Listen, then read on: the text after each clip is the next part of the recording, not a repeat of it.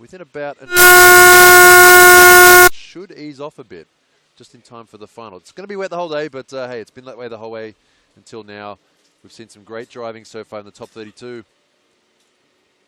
And we'll be starting the top 16 very shortly.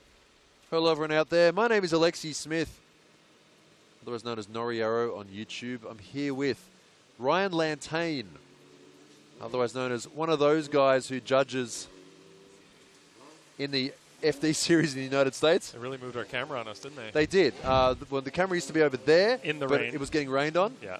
So they moved it over here. Good for them. So good for them, which means we'll probably be able to use this camera a bit more now because it won't be all covered with water and stuff like that. Yeah. So welcome wherever you're watching from all around the world. I can see there's people watching from everywhere, even the European guys. Thanks for staying up or getting up with us. Real troopers. Real troopers. Also, of course, North America.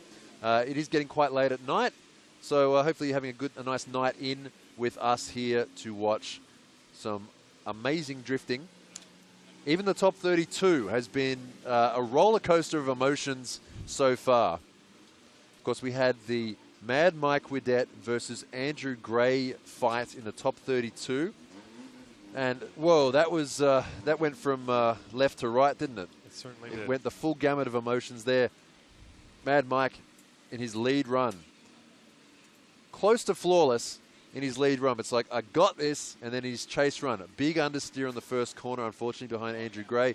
Andrew Gray completing his run without issue, which means it is now even closer within his reach right there. Andrew Gray, 3 in a row, a hat trick of championships for Formula Drift Japan. Potentially. Potentially. Now, there is still a guy out there who can ruin it for him, and that is Shinji Minoa. Now, of course, we had Andrew Gray, of course, first in the points.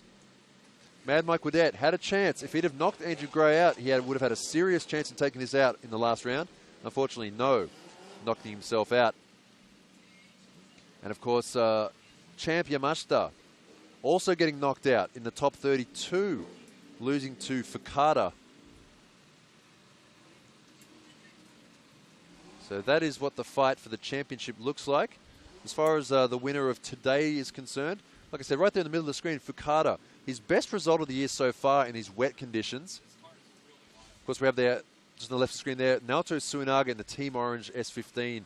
He really, really, really wants to win this. And of course, there, James Tang in the BMW. Looking very good this weekend. If you ask him, he'll just tell you he's getting very lucky. But his driving has been on point. And of course, other drivers like, for example, Ichi Yanagi in the Team Zeke yellow 1-Via.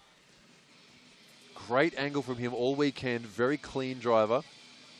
But of course, we still have a couple of other people in the mix, such as Kuniaki, former champion of D1 Grand Prix. He's out here this weekend. He has a good chance of winning this. Also, Nobushige Kumakubo, just there in the just to the right of screen in the Altezza from Team Orange, another former D1 Grand Prix champion. And that's not forgetting Yokoi, also in the top 16. And guys like Fujinaka in his rotary. So the only rotary remaining on the weekend. We were expecting it to be the quad rotor, but it's unfortunately only the 3 rotor out here for the top 16. Fujinaka running a 20B engine in his car. So this is your lineup. This is your top 16 battles. And we're about to have the Japanese national anthem.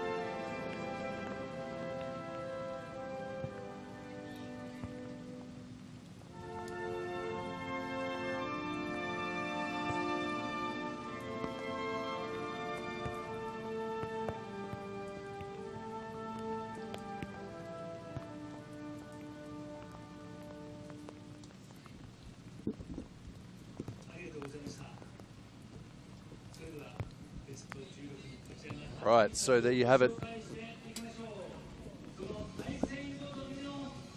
Look at the pretty colors.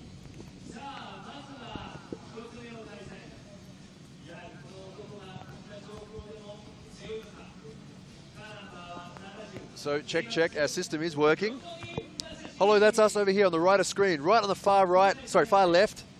That's stage right, not camera right. In the tent, we are right above the action here on the straight. Did we skip over Yokoi? So this is with the drivers not getting out of their cars, understandable. We don't want them getting wet. Yeah, so that was our Fujinaka we just saw going up against Yokoi. Our next two drivers, Teramachi here. Very aggressive driver. It should be interesting to see how he goes up against Shinji Minoa, who's currently one of two people who can potentially take out the championship from this round. Shinji Minoa, the Z34 Fairlady Z, R35 GTR engine in that car. Our next two drivers, Fukada, never getting great results. He's been in every round this season, but performing very well both in qualifying and, yeah, you can wave now, there you go. In qualifying and in competition, doing very well so far. This is his chance to get a good result for the 2017 series, because he's going up against Nobushige Kumikubo, the boss of Team Orange, in his Altezza. Our next two drivers. Now this is an interesting lineup. Very old school, very experienced driver, former champion Kuniaki Takahashi, going up against this guy here, Yanaguida, straight out of high school, low power, low budget car, through to the top 16. Going up against another underdog, Michie Mimoto, in the top 32. Now this is going to be a good one. Both these guys, every day they're at Ebisu Circuit. Suinaga, of course, works at Ebisu Circuit. Andrew Gray has a business on the premises. Naoto Suinaga from Team Orange. Tsuiso Joto, you can see their high-level tandem drift. Their motto, Team Orange. It could be quite awkward on Monday if Suinaga takes out Andrew Gray in this battle. I wouldn't be surprised if either of them win this battle. Our next two. We have Jin Harino in the S15 Sylvia. Yeah, they're the wrong way around. That's why the graphics are mixed up. They should be. That should have been Harino being introduced first. Sorry, Yamada introduced first. You have Kenji Yamada, Jamaken, Team Wish, S15 Sylvia. Our next two drivers. We have there James Tang, 2JZ powered BMW. Going up against this driver here, the bright yellow Zeke Power 1Via of Ichi Yanagi, angle king of this competition so far. And our final two drivers in the top 16, we have Takashi Hinome, making his way through to the top 16 after a spin from Morozumi in the previous battle. Going up against this guy here, Junya Ishikawa. Junior's face shot there. Everything about him is just sort of understated, isn't it? His driving, his car, his expression, but gets the job done. See if he can make it through to the finals here today. So this is your top 16 bracket for round 5. Final round of the 2017 series of Formula Drift Japan here at Okayama. So quite a lot of people out there, a lot of favorites. A lot of multiple former champions of various series from around the world. Of course, we have James Tang, our international entrant. And of course, Andrew Gray, who's essentially a Japanese driver these days, but formerly Scotland. So this should make for some interesting battles. Now on Friday, during practice, it was dry. And Saturday, as soon as Saturday morning rolled around, wet. Wet practice, wet qualifying, wet top 32, And going by the radar that Ryan Lantain just showed me, looks like it's going to be wet for the next couple of hours, and then it should start to dry up maybe. I think it's just going to be wet the whole time, isn't it? It doesn't look like, Ryan, it doesn't look like it's going to dry up at all. No, it looks like it might stop raining at 4-ish, right. maybe, is what it says right now, 3:45, somewhere in that range. But I don't think it'll end before we're done here. So you noticed if you were watching the top 32 earlier, rain had kind of subsided by the end of top 32. But in the break between 32 and 16, it poured. Yeah. And it's raining a lot more now than it was at the end of 32. So I don't know how that's going to affect the driving. You can see there is some standing water in some areas of the track. Yeah. You know, off the main racing course, that is. We use a kind of a, I guess it's like a little return road. Or right there, this part of the track that Yanagudo is driving. Right there you can see a little splash of water. Yeah. There is a little bit of a puddle there usually. Yeah. So that part of the track was not repaved, and that's kind of the old section of pavement. So through there, not quite the water management that the rest of the course has. Yeah. So there's the rest of the course, yeah, right there's a bit of a splash. Yeah, that's not as bad as it was. Yeah. That's gonna be a good fight. Yes. Andrew Gray versus Naoto Suinaga. Yes. Yeah, Suinaga can ruin Andrew Gray's run at the championship. He can. Essentially. And you know what? He'll do it. Yeah. Like and he won't even think twice about it. He won't even think twice about it. Yeah. They're good friends. They drive together a lot, but yeah, there's as they say, no love lost. Standard thing when it comes down to motorsport, when the flag drops, etc. Yes. Yeah, for Andy Gray, winning that battle will mean an opportunity to keep going on to potentially win the championship. For Suinaga, he just wants to win this event. Yep.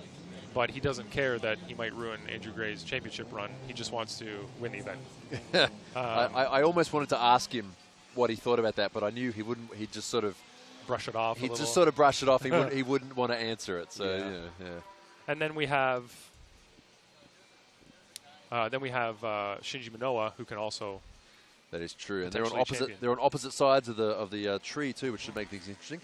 Okay, so as we get the cars around to the start line, we're going to go to a very quick commercial break, and when we come back, we'll be set up to start the top 16, going straight through all the way to the final. Who is going to win the 2017 series of Formula Drift Japan? To find out, stay with us. We'll be right back.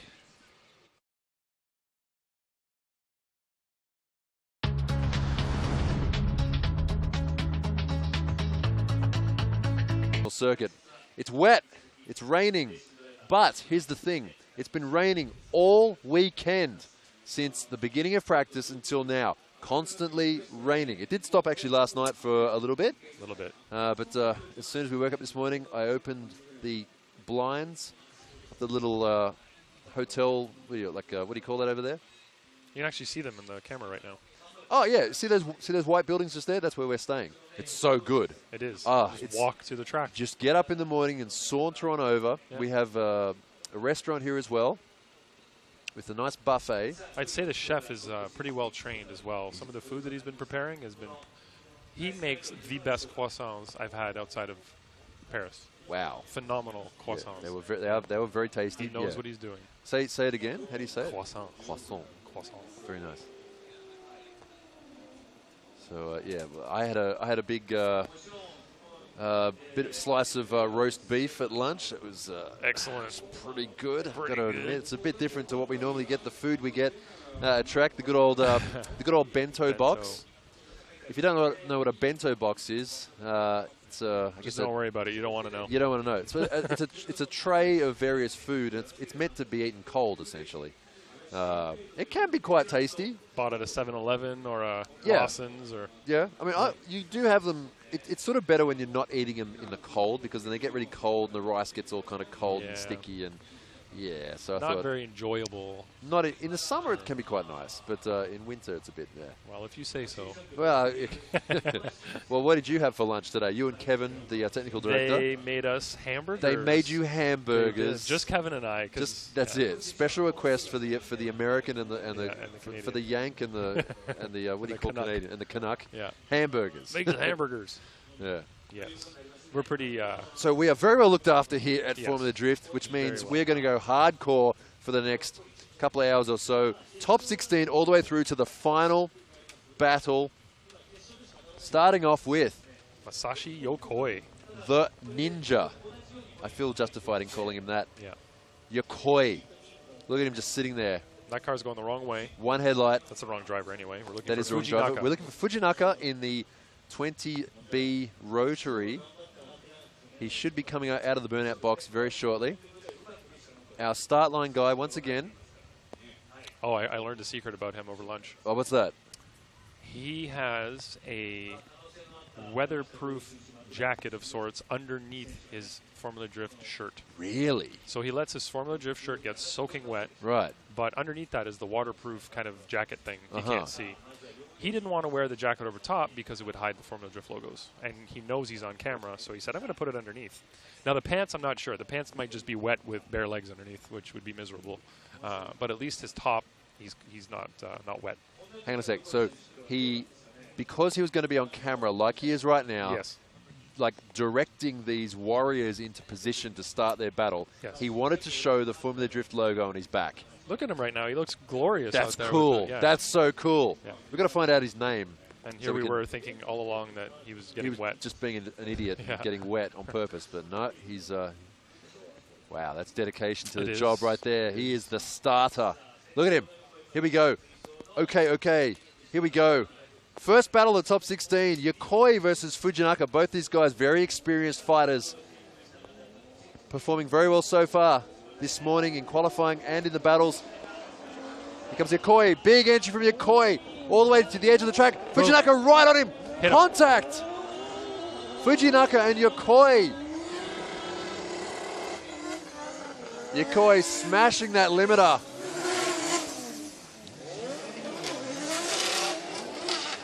All the way out towards the wall. Yokoi, big angle there. Through that little splash there, no problem. Flicking it back in a clip and over the finish line. Unfortunately for him, Fujinaka will be heavily deducted for that contact and spin there. Was Fujinaka a rare chance to drive this track, making full advantage of that opportunity right now. As we can see there, no problem completing the rest of the course. That's a shame there. That was looking to be a very good battle. Let's watch this replay. So once again, battle we just saw there. From our perspective, we could see that Fujinaka was pretty close to Yokoi. But in this view that we have right here, it's hard to tell the depth. But he's actually very close right now. As we switch cameras. Right there. Actually, there's the hit right there. It was Yep, pretty quick. Yeah. Quite easy to see that contact. Yeah, so you can see it right there. Yokoi, I don't think there was any funny business there. He was maintaining pace. He wasn't slowing down aggressively. He wasn't doing anything out of the ordinary. So that is something that would be most likely held against Fujinaka in the chase, just getting a little bit too aggressive and not able to slow himself down enough to avoid contact. It's going to be a fairly simple decision for that battle, but of course we still do have one more to go. Fujinaka will be in the lead for the second, so that's a replay. Let's watch this replay once again. This side view. This is the view. This is the good view. Just right there. Yeah. It's only a light tap. It was. Didn't take much, did it? No, but see, the problem with that too is when that wheel comes into contact with the car in front, because it is actually at angle, the wheel rubs on the door and the wheel starts to slow down. And what that is almost like is a braking effect. So imagine the front right wheel of Fujinaka's car suddenly having a brake applied to it. It's just going to rotate the car around that wheel. Exactly. Which caused him to spin out. So if he hadn't have come into contact with Yokoi, he probably wouldn't have spun out like that. But there's not a whole lot he could have done about it, really. I mean, if he saw that the contact was coming, he could have potentially pulled the handbrake, steered out of the drift a little bit to try and keep it away from Yokoi. But it was a very slow approach, which means he didn't really, probably didn't predict it was going to happen. Okay, next run now. Fujinaka on the right of screen in the lead this time. Once again, very fast entry from both these guys. Wow, Fujinaka's car really has a lot of speed on the entry. But Yokoi riding that line. Great line from both these guys. The switchback, Yokoi getting pulled away from a bit. But of course, Yokoi doesn't really need to go 120% on this run. He just needs to keep it exactly right where he is. I would have liked to see it a little bit closer towards the end of the run. But I think it's going to be enough to get Yokoi the win. Let's watch the replay once again. Wow, Fujinaka's car really fast. Fast on the approach. Look at this. Up through the gears. Little stab of the brakes there. Get the rear unsettled. Great entry from both of these guys. Really, really good approach. Look at that Yokoi stepping out the rear of the car. Slowing it down a little bit. But then losing out a little bit here to Fujinaka, who's always been very fast. Now, it's a big thing to be faster than Yokoi in this competition. Yokoi, one of the faster guys here.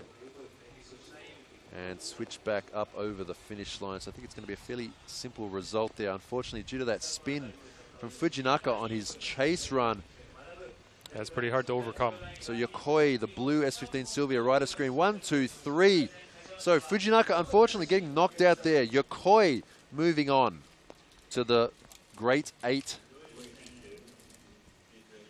So this has championship implications, this battle right here. We have Teramachi against Minowa. Minowa is in second place in the championship right now. Only, what, 8 points, 5 points, 7 points? Somewhere around there. Somewhere around that. Not a lot of points, put it that way. Not very far behind Andrew Gray. Right. So if Teramachi takes Minowa out, then Gray, even if Gray goes out in this round, Gray will still win the championship because he will have an equivalent amount of points given to him than Minowa. Did qualifying have any sort of effect on the championship? Because Andy did. Who qualified higher? Minowa did. Minowa did. Minowa qualified 4th, I believe, yesterday. 9th. No, 9th, sorry. 9th, and Gray was 18th. Gray was 18th. I can't remember the points, how that would work out, but it would only be a couple of points. So I think Gray's technically still in the lead right now. He would still be in the lead. Yeah. All right, so here we go. So championship on the line here for Minowa, but Teramachi has been quite consistent all day. When I say consistent, I mean consistently crazy. Close. That's incredible. Very close. Contact, a little bit of contact, but they're still going. This is the closest battle we've seen so far. Minowa, all in, all chips on the table here. But Teramachi, the angle of Teramachi, deep into that outer zone there, leaving Minowa behind slightly. But that first part of the course by Minowa, here we go, it's a chance to catch up a bit. And Minowa capitalizing on that big angle to Teramachi. Teramachi always getting big angle and slowing down as a result. Minowa reading this run very well. Wow, look at this. Here comes the replay. That proximity and initiation, from our view, it might be hard to tell again, directly on like this, but he is directly on him right now. He's on his door. Right there. Right there. Look how close they are. There was contact right there, too. There was a little rub right there. Incredible. Yeah, very nicely done by Minowa. It's just he went a little bit wide right there, which made him fall back just a little bit. But Teramachi doing a great job. He was off a little bit on the zone, but definitely not trying to get away. Big angle. No. He's not running that low angle, fast line, trying to get away. He's doing everything he needs to do. He just made a slight error there, but nothing major. No. Clearly, both very comfortable with one another. Here you go. You can see. Watch this from this view right here. Whoa. And a little bit of contact here. We'll see it pop. Just a little rub on the door. You can see a little black mark on the door there. Yep. So that we call that contact as opposed to a collision. So that's totally chill. We don't have to give fault or anything for that. It's what we want to see, really. Robin's racing sort of thing as far as this is concerned. Not an impact, just a slight tap on the door. And Teramachi would have heard that. That is the driver's door. He kind of flexed in a little bit there too. That would have made a lot of noise. All right, so second run now.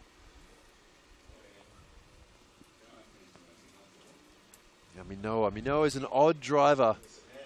You talk to him in person, he seems like a very sort of nervous, easily shaken kind of guy. But when you get him behind the wheel... Yeah, he transforms, He transforms into a beast like we see now. Look at him pulling away from the start. He's going to... Look how fast he's going already. Look at the big gap between these two. Huge angle. It's going to be a spin. A half spin for Teramachi. Teramachi losing out. Shinji Minowa continuing his run.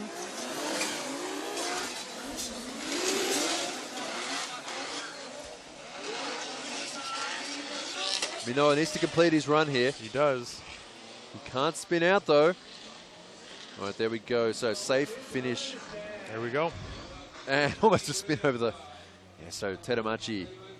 Looks like it's going to be a loss to Teramachi. So Minowa.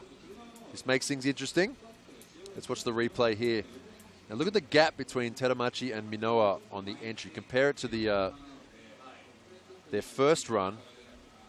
They're a fair way apart. Yeah, and just keeping it on the track. Teramachi. Did well there on outside zone 2. He did.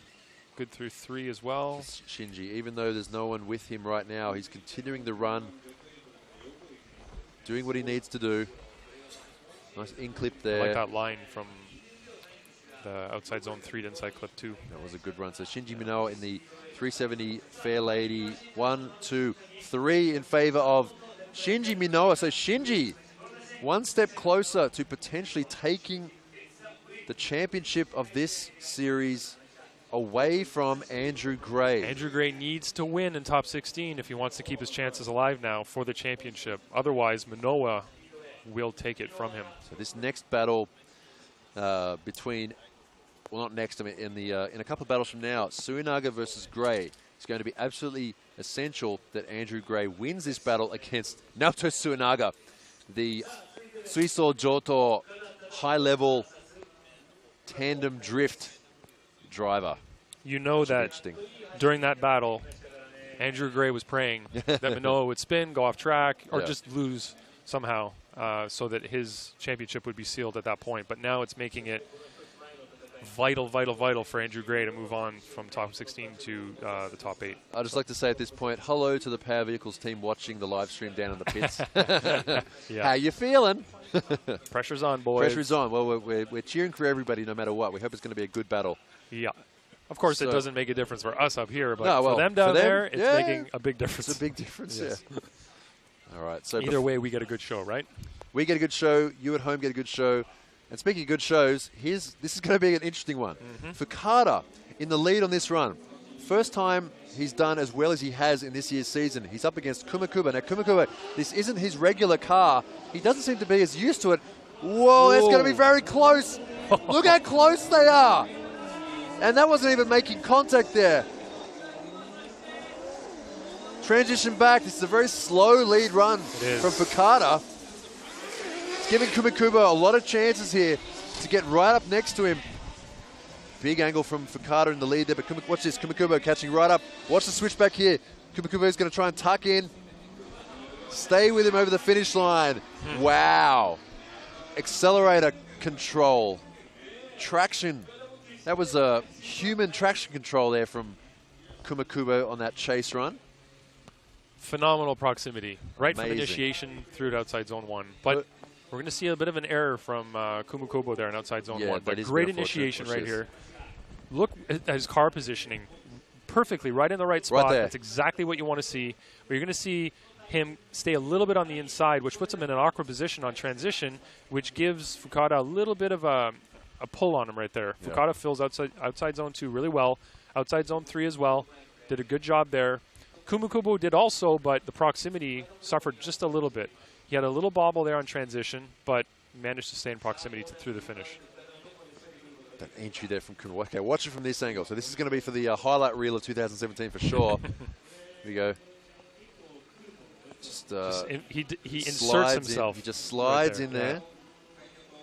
And then, of course, we do see Fukada going off there a little bit, so that's also against him. And he kind of stalled up right there, right? Stalled up, but Kumakubo also doing a great job keeping his drift going as well.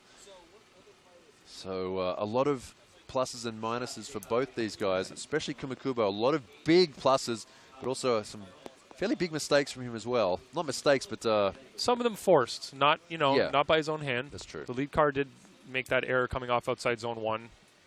But he was in kind of an awkward position, too, so it's almost like a hand-in-hand mistake. But let's see what they can do in the opposite positions now. So Fukada seemed very comfortable in these conditions here this weekend in his car. Let's see what we can do on the entry. Kumakubo entering nice and early. Fukada as well, just sliding in there. Once again, this is a great, look at this line. Perfect line from both these guys. But the transition, Kumakubo, his superior speed. A little bit shallow on the angle there from the lead car. Fukada needing to take a bit of a shallow line in order to catch back up. Transition back. Great transition from both of these guys. Fukada maybe a little bit late on the transition. Wow, another great battle here in the rain at Okayama. Both of these sliding in like the girls slide into my DMs. That's smooth. Easy now. Easy now. That's smooth. Watch this. Fukada.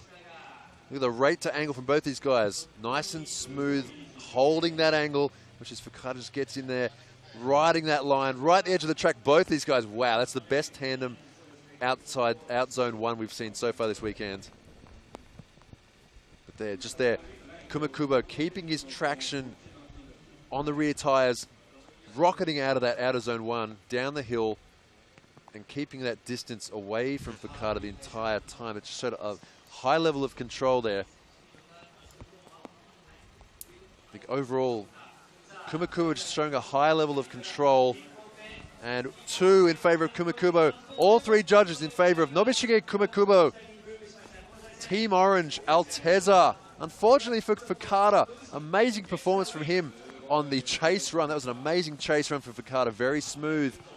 You'd hate to lose after a chase run like that, but he did make some big mistakes on his lead run. So unfortunately getting knocked out in the top 16. Kumakubo moving on to the Great 8.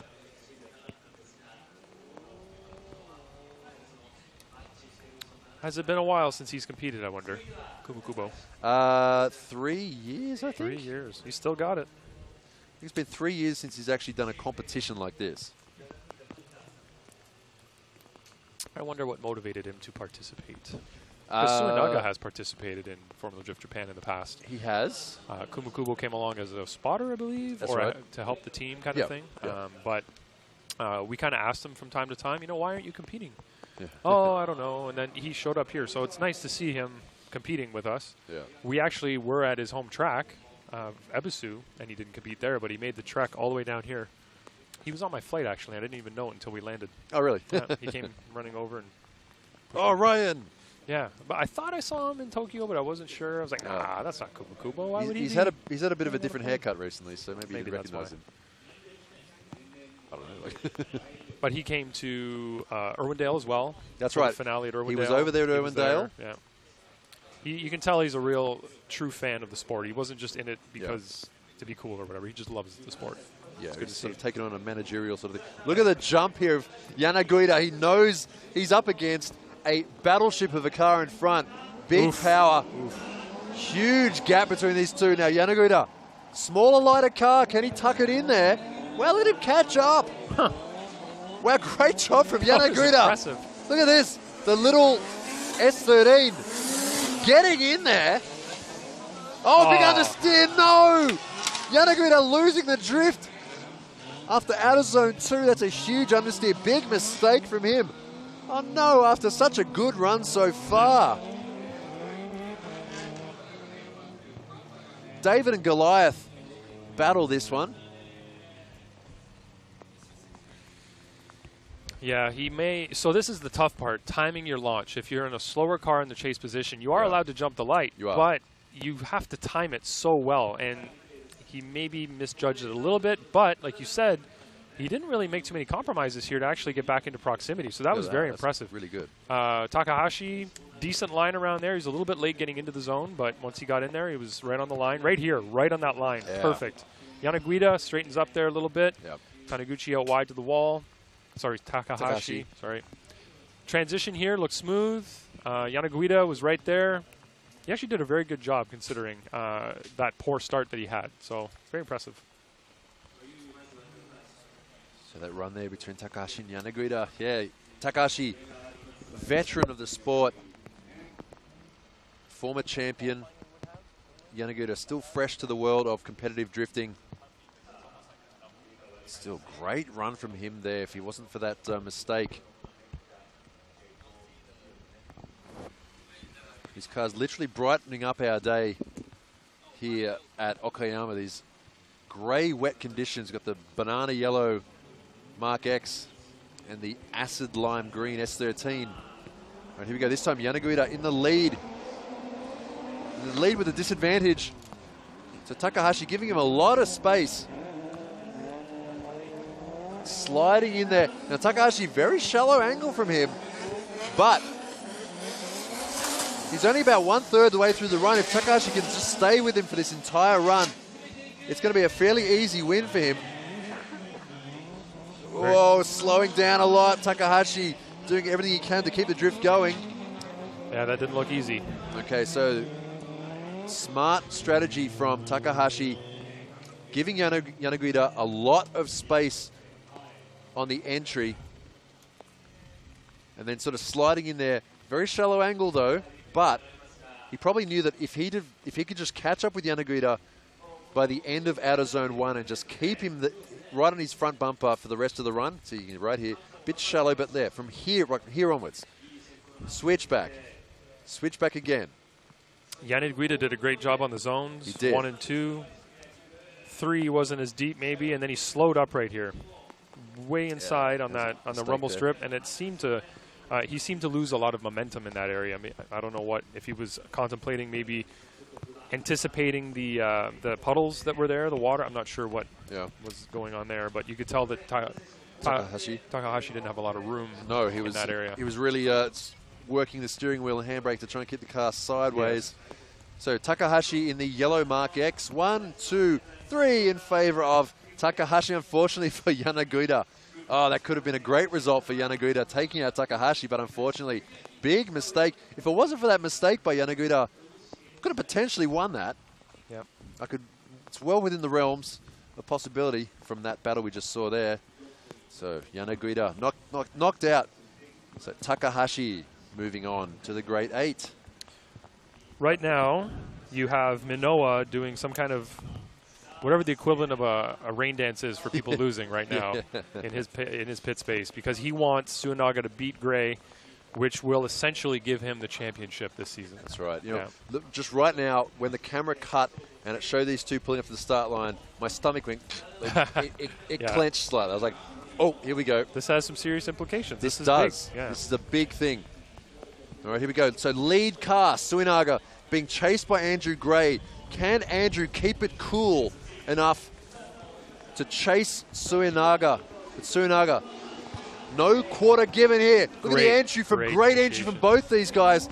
Now Gray keeping Suinaga the same sort of distance the whole way around, riding that line. Perfect lead run from Suinaga. Andrew Gray, you need to do something right now. You've got to catch up. Huge angle from the lead car, Suinaga. Andrew Gray, no way. Oh, Suinaga very wide there. This is Andrew Gray's final chance. He's got to get in there. And off that clip, too. And way off that clip, Suinaga. 2 huge mistakes at the end of the track. The wind really just picked up. It did. Stuff's blowing away on us here. Darn. Let's watch this replay. Look at this chase from Andrew Gray.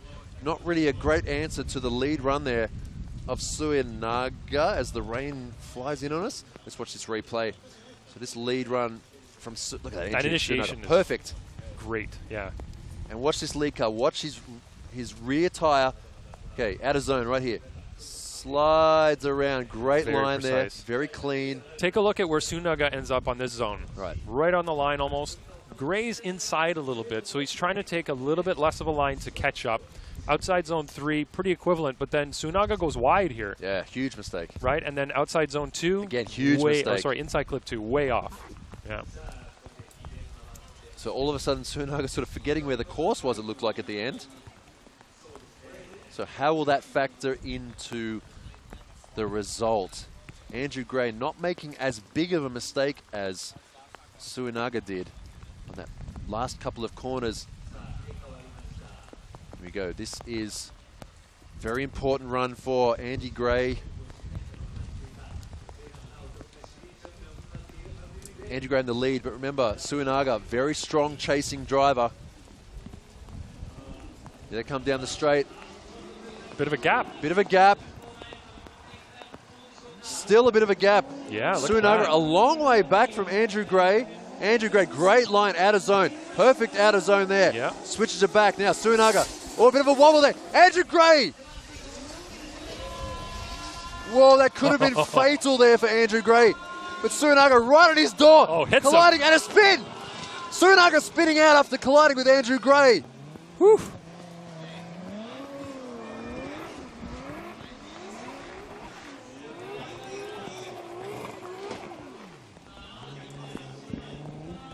Well, Ryan Lantane, well. give me your thoughts. I can't talk. All right. Well, I was impressed with Andrew Gray on outside zone 1. We're going to see it right now. Suinaga actually initiates earlier than Gray, but Gray gets right out to outside zone 1, rides that line all the way around. He did a much better job there. Suinaga was off of outside zone 1. Gray had a bobble on that transition right there. Kind of went low angle. Yeah, that was really scary right there. Suinaga dove in, took the opportunity, and then Gray, did he slow down there? I don't know. I think that Suinaga was just a bit too close to handle that. To handle that transition there. Of course, everyone is slowing down a fair bit on that part of the track. As the rain intensifies here at Okayama, as the battles heat up. But Ryan is currently talking with the other judges, trying to make a decision. You can see the rain coming down. Whoa. Whoa, yeah, the rain is coming down There you go. ferociously right now. The Oop. wind, all our electronics are getting wet. Everything. Oh, my mobile phone. Yeah, see? More electronics getting wet. Oh. The water's just pouring off the roof now. So Andrew Gray slowing down, but did he slow down? Are we going to pull this table We're gonna back? Pull the whole thing back. All right, here we go. We're receding into the tent. Try to stay dry. Like a scared turtle. Yeah. Okay, so we have a result. Andrew Gray.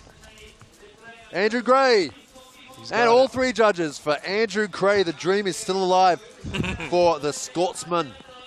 Andrew Gray knocking out Naoto Suinaga.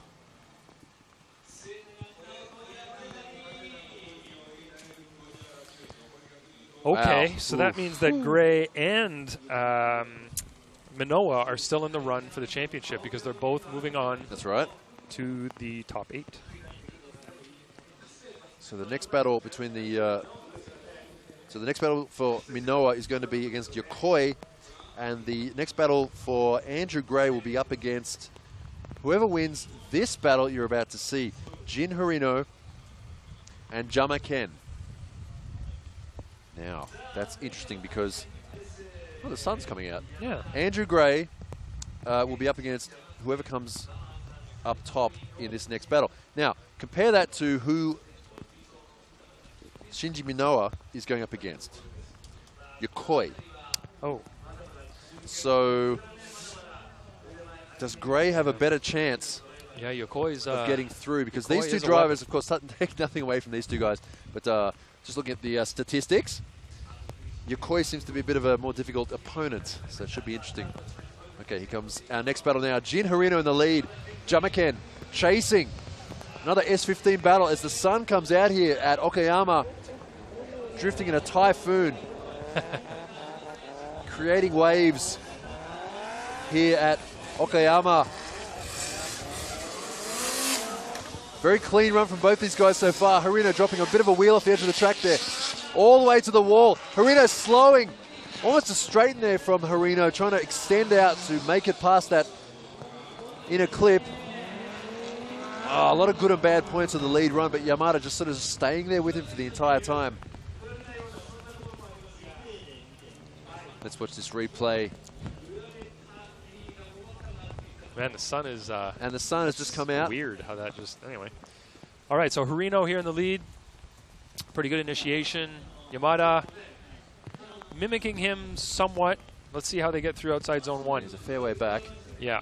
Proximity is not ideal. Right through there, he kind of was off outside zone 1 a little earlier. Harino was off the inside clip. Right here, watch Yamada. Yep. Right there. He really, really lost quite a big amount of angle through that section. And then Marino brought it around inside clip 2.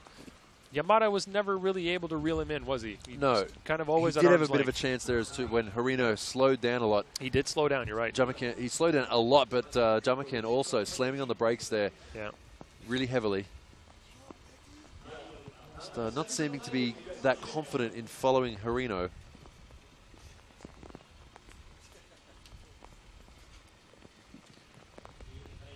Yeah. So we're going to bring these guys around again. Uh-oh. Oh, what did you do? Fixed it. Don't worry about it. I got it. Digital scoring. Yeah, well, rain and electronics don't generally mix very well. Did so. you wipe the screen? Well, I tried to get some of the moisture off. It's a touch screen. You can't make it wet. Can you make it wet? It's going to go all funny now. Rigged. Rigged. Let's get we'll see if we can get a dry washcloth to give it another wipe. Okay, here comes the second battle now. Yamada this time in the lead. Marino. Now, Marino has a good chance to take this battle out if he plays this one right. Wow, look at him catch up. Closing in. He's closing in. He needs to slow down right about now. Whoa, and he does it. Throws on angle at the last second. But running really wide off the side of the track, giving Jamakan a big advantage in the lead.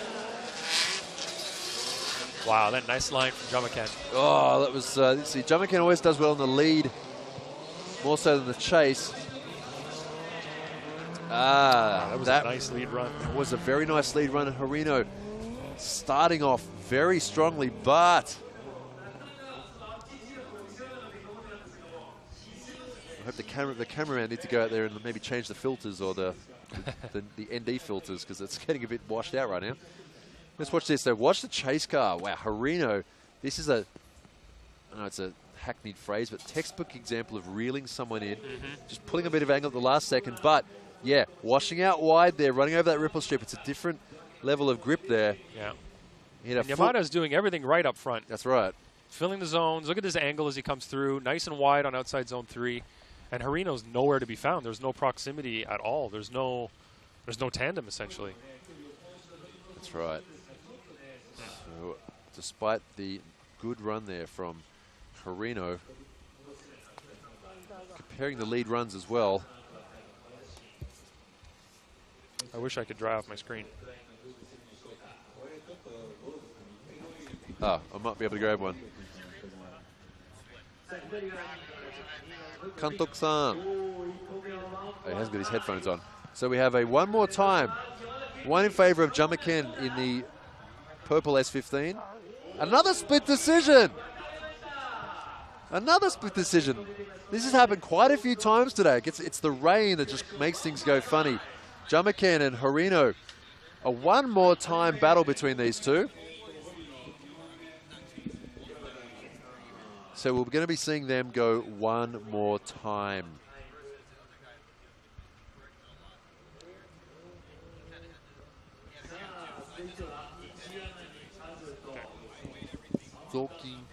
So they, the other judges weighed, essentially said that the leads were equivalent, and then that they base it off of the chase runs. Right. Yeah, I can see that. Let me see. Is this going to help? It's better. Just blow on it. Sure.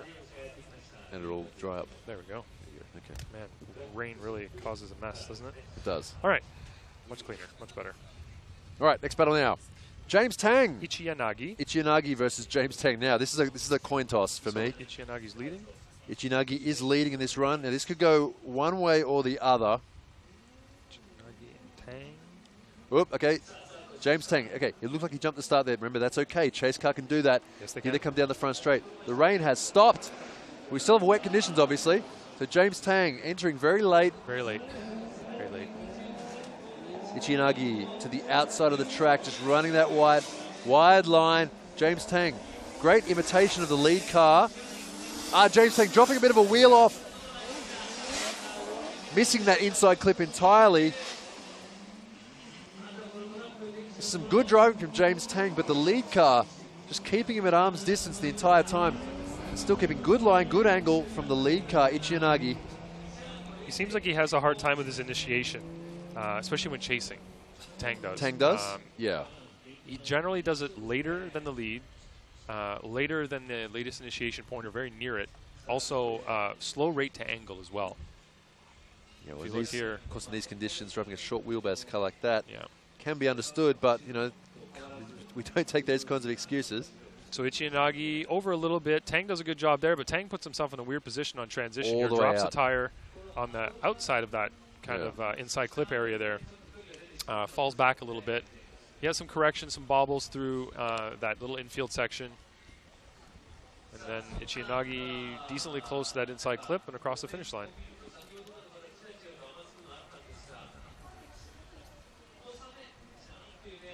So a good, clean lead run from Ichi and Nagi. A few fairly big mistakes from James Tang. Of course, that was an inside clip there under the gantry, not an outside clip. He dropped the wheel off the outside there. So he's transitioned quite late. Still, though, good driving overall from James Tang, but just not what he needs to do in order to take out Ichi and Nagi.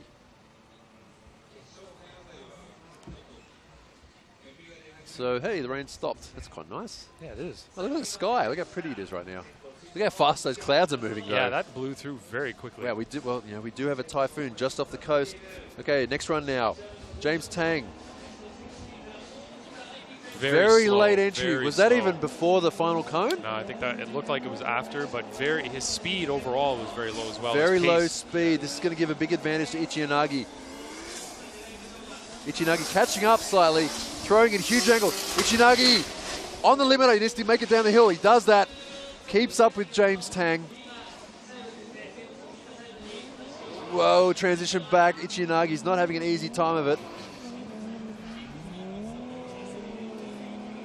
But cleanly completes the run. Both drivers.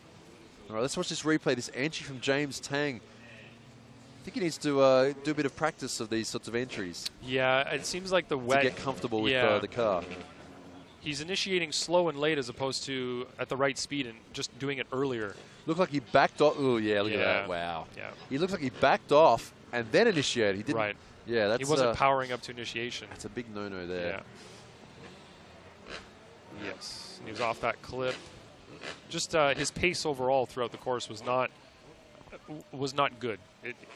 Variable pace in areas where you wouldn't expect the speed just to change that way. Yeah. But Ichi and Nagi did a great job of maintaining proximity throughout and fought really hard to stay within proximity and in drift at the same time. Ichi Nagi also very reactive to the lead car as well, altering his driving line, angle, etc., speed, to react to how the lead car was tackling the course. That's the sort of thing we want to see here. So 1, 2, and 3 judges all in favor of Kazuto Ichiyanagi in the yellow Zeke 1-via. He'll be moving on to the Great 8 and going up against Andrew Gray. So could... sorry, no, that's my mistake. We're having one more time there, aren't we? Yes, we are. Ichiyanagi, sorry, will be going up against the winner of the next battle. And that is this here, Junya Ishikawa, Takashi Hinome.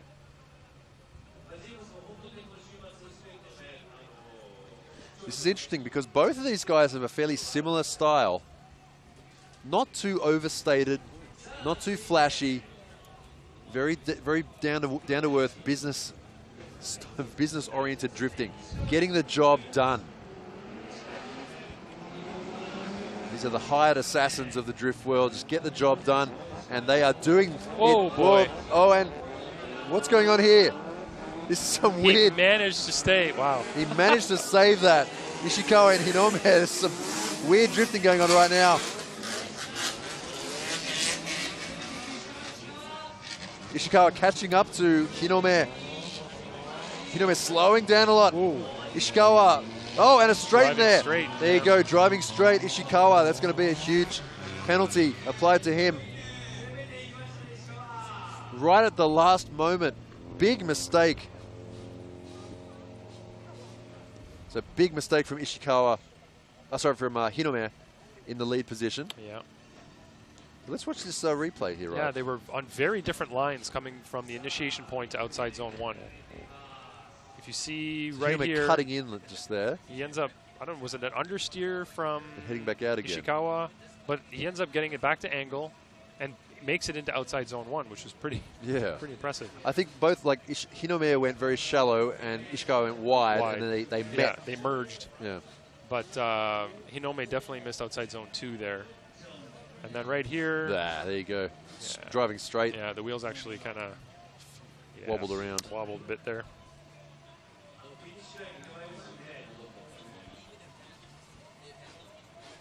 Oh, the extreme bike guys are driving right now. That is amazing. Amazing. They have a lot of wet surface like that. Yeah. Yeah, just behind the judging stand here, we have sort of a display area with food vendors and parts. Ferraris. We have, big Ferrari, all these Liberty Walk kitted Ferraris, slammed on works. So it's like they're a Skyline, but it's a Ferrari. Pretty cool stuff out there. And also the extreme bike guys are probably out there doing backflips right now. Okay, next battle now. Ishikawa versus Hinome now. Hinome is going to have a big disadvantage after that straight. Here they come, entering the first corner. Very aggressive chase there for Hinome. Pulling back slightly though. Ishikawa surging ahead. He set himself up very well to drive the rest of his course. Hinome nowhere to be found. Ishikawa just needs to keep this clean. Flick it back.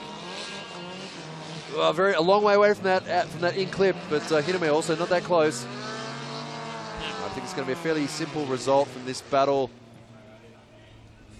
Ishikawa and Hinome. Let's watch the replay. So car on the right of screen is in the lead position. Ishikawa, nice entry there. Finish from both of these guys out to that outer zone. Now watch the chase car here. Falls over the edge of the track, whereas the lead car, Ishikawa, keeps it on the right side of the white line. Ishikawa there was off of outside zone 2, but Hinome, oddly enough, filled outside zone 2. He did. But proximity is not great. Not great. Not even okay, really. He just keeps falling off more and more, and right here you can see he's struggling to even maintain pace at all up the hill. Yeah. Yeah. Right, so it looks like we're going to get a result there. So Ishikawa in the black S14 Sylvia. 1, 2, 3 in favor of him. He gets the win. He'll be going through to the Great 8 up against Ichi.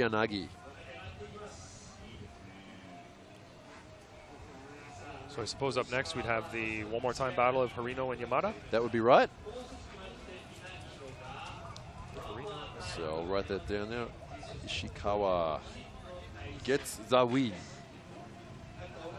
Are you imitating our live announcer here? Our live announcer, Saiba, as he's known. Gets the win. He always says in English, gets the win.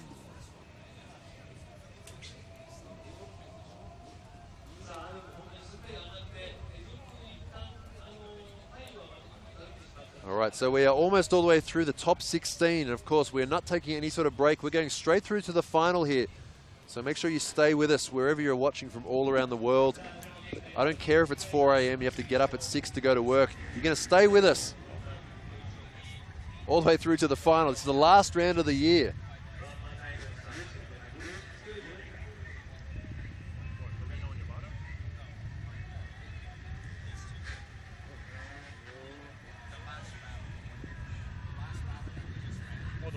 So here comes our one more time battle.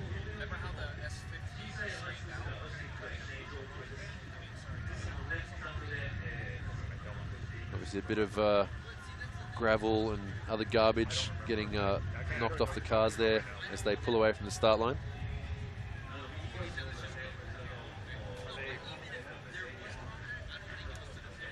It's a bit hard to see, but the sky is clearing up slightly. The rain has stopped. I don't really want to say, like, I'd like to see it start raining again, but if the track starts to get half dry, we're going to see some weird stuff start happening. That's going to be a challenge. Yeah. Yeah. Well, who knows? I mean, it is a typhoon. Yeah. You know, the rain could come around on us again. Those clouds are flying right now. They are going so fast. Yeah. We're not even that high, like altitude here. Right. So the weather can change very quickly. This is our next battle now. This is the one more time between Harino and Yamada. Once again, nice entry from both of these guys. Harino taking quite a bit of a shallow line there. Okay, he's out on the outside. Okay, Yamada on the inside of the line. He's right there with Harino. Flick back here. Look at this. Yamada surging forward. He wants to settle this now. But unable to stick with Harino. Harino pulling away. Yamada's line all shot to hell there. It looked like Yamada straightened up a little bit after inside clip 1, coming to outside zone 2. We'll have to see in the replay here if it looked to me like he was trying to make an effort to catch up with Harino and stick with him. That little slight straighten there on the transition. Let's watch the replay here. So, great start from both of them. Right where you need to. Nice clean entry there from Lika Harino. Less angle from Yamada in the chase. Yeah, not quite as much. Yeah.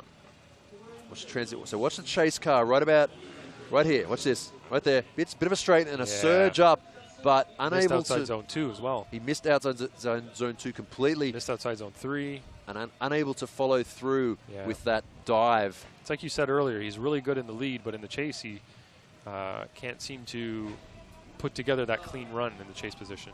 Yeah, we have seen that quite a few times this year with Jamaken.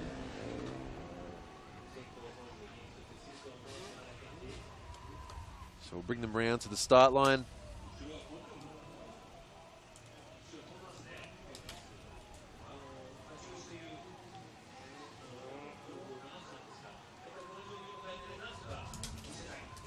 The hype man behind us with the jumping dirt bikes is quite aggressive. I don't know if you can hear him through the microphones here, but yeah, we have the hype man. His name is Wada Police, because he always wears like a policeman's uniform. But he has he looks like, what's the guy from? He looks like a Japanese version of the guy from, was it Gas Monkey Garage? Oh yes. Not the guy with the beard, the other one, the Richard Rawlings. Richard Rawlings. He's like a sort of 10 years older Japanese version of Richard Rawlings. He's got all the jewelry and. What happened there? What happened there? Did Harino break? Did he stall? What happened? He Whoa! didn't leave the line. What happened there? He did not leave the line on time. Yeah, you saw the car kind of jerk a little bit, and it didn't move. Oh, no! Did he stall? Maybe. Oh and no! This is fatal for Harino. Did he stall on the start line? I hate to say it. Did he forget to put the car in gear? No, the car, it looked like it jumped and then didn't go. So, may have been a stall. Or did he shift it and put it in neutral or something? Wow, that's a big error. We rarely see that. So hopefully the replay starts all the way at the beginning. Okay, here we go. So watch the car on the left. So ready, go, and... Then he goes. His engine stalled, perhaps? Not sure. Maybe he wasn't neutral, like you say. It's possible. But there's clearly no tandem at all there. I mean, he may have revved up. And Yamada almost messed himself up there, too. He went in almost a little too deep, but only hit the beginning of the clip that marks the beginning of the zone. So that's not going to be held too badly against him. I got to admit, I've done that in a competition before. What'd you do? Leave it in neutral? Yeah, I left it in neutral. So you revved it up and dropped the clutch, and it just revved and it didn't go anywhere. Well, it went whoom, and then I slammed it into first. Yeah. Yeah, and it made horrible noises. Right. I just held it there until it actually went in. Oh, it was disgusting. Yeah. But, yeah. It's funny how we take that stuff out on our cars when it happens. It's like, that was your fault, but apparently your car is going to pay the price for it. Hey, Mr. Yamada gets the win. Yamada gets the win. So a bit of a lucky result there for Jamaken. So he is going up against Andrew Gray in the Great 8. So very unfortunate result there for Harino. He's looking like he could have potentially won that.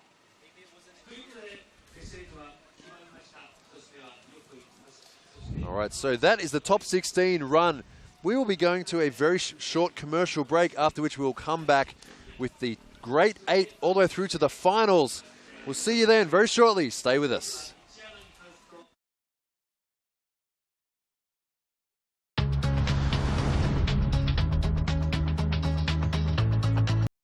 We are into the Great 8 here at Round. We are still in a championship fight situation.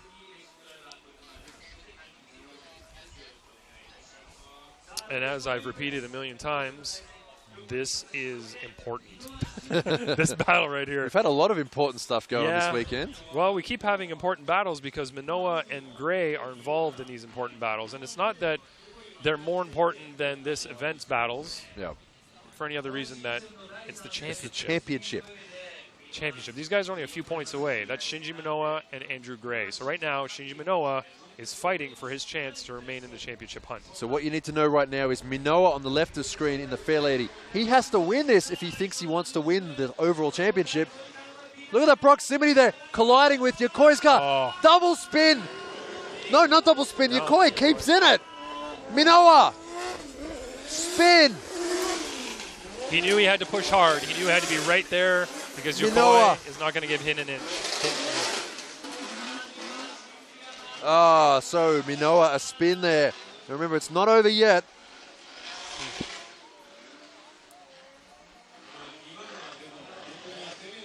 It's not over yet. But this may be the end to Shinji Minoa's chance at a title for 2017. So let's keep an eye on Yokoi at this entry point. We want to see what Yokoi's doing. It looked like Yokoi had a clean entry, no funny business, nothing bad happened. Pretty standard entry there. It looked like he just got right inside there and just got a little too close to Yokoi. So Shinji was a little too aggressive. Yeah. But I'd like to see it from the other view. I mean, Yokoi, he held that angle the entire way around as well. Like Yokoi, he didn't wobble back and forth at all. Yokoi just threw on that angle and held it all the way to the entry of outer zone 1. So no sort of wobbling back and forth. Here we go. Okay, let's watch the replay. This is very important. Watch this. Yeah, so look at the speed difference. It just looks like Shinji let the car carry in a little too much. Yokoi didn't slow down. He was doing what he was supposed to do in the lead position. Yep. Shinji just let the car creep in a little too much. He was letting he wanted to have that proximity, but he just got too much of it. That's a massive shame there for Shinji Minoa. You like this? Okay. Yeah, straight back into it. These two. This time, Minoa will be leading. So Yokoi, he knows he has the advantage here now. How is Yokoi going to play this? Remember, Minoa is fighting for his life here. Not literally, but, you know. For his life in this championship run, anyway. Look, this is the first time he's ever had first place podium, I think, ever was at the Fuji Speedway round. He's never had a first place win in a top-level drift competition ever. That was his first time. And to top that off with the championship would be amazing. Not often that you see Yokoi jump the light as a chase car. No, that is very rare indeed. Yeah, he knows he needs to get right up against Minoa's door. Minoa's very unsettled right now. There, now he's better. But coming up to outside zone 1, he was very unsettled. Filling that outer zone there. Yokoi quite shallow. Was. Staying with Minoa. Past the hairpin. Oh, no, that's, whoa. Getting a bit messy towards the end of the track there. But Yokoi flicking it around, holding that angle. Using the red line of that 2JZ. And now we need sunglasses all of a sudden. The sun just popped out right there. Okay, let's watch this again. See what happens here. So watch the lead car. Watch his entry. A bit of a wobble down the entry. Yeah. Oh, so look at his car, the way that. Yeah. Sending to angle and then pulling back angle, putting more angle, back. Yokoi's doing a good job in the chase. Decent proximity. Poor line through there, but overall a good chase from Yokoi. It looks like Shinji right here slowed way down. Yokoi transitioned early but made it work and got through to the finish. So really nothing bad to say about Yokoi overall. I think the pressure might have gotten to Shinji Minoa. Yeah. Yeah, very wobbly on his entry there. Didn't look 100% committed. Unlike Yokoi, who is always very smooth on his entries. And here we go. So Minoa on the left of screen. Right, 1, 2, 3 in favor of Masashi Yokoi. Will be moving on to the semi-final. So that is Shinji Minoa, currently second place in the championship. Knocked out. So I can't say for 100%. sure, Yep. but I think that maybe Andy Gray just won the championship. That may potentially be a championship win for Power Vehicles Andrew Gray. That would be 3 in a row. Might be. Of course, we have to find out 100%. We're not sure yet.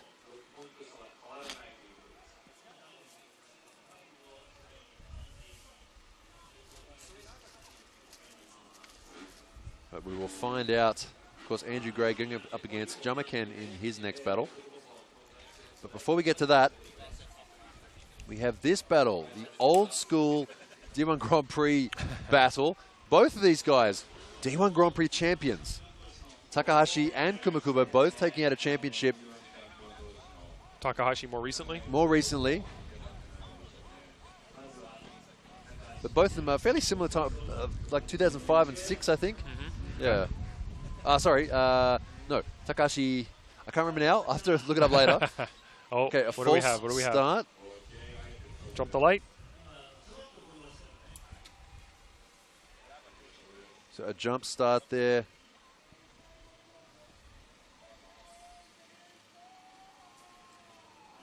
I could just hear Wada Police is still screaming his head off in the background, doing the hype job for the extreme stunt guys. Yeah, he must have to do a lot of maintenance on his throat. Honey and he goes for drinks. half an hour straight at 11. Yeah. Yeah. He's pretty intense.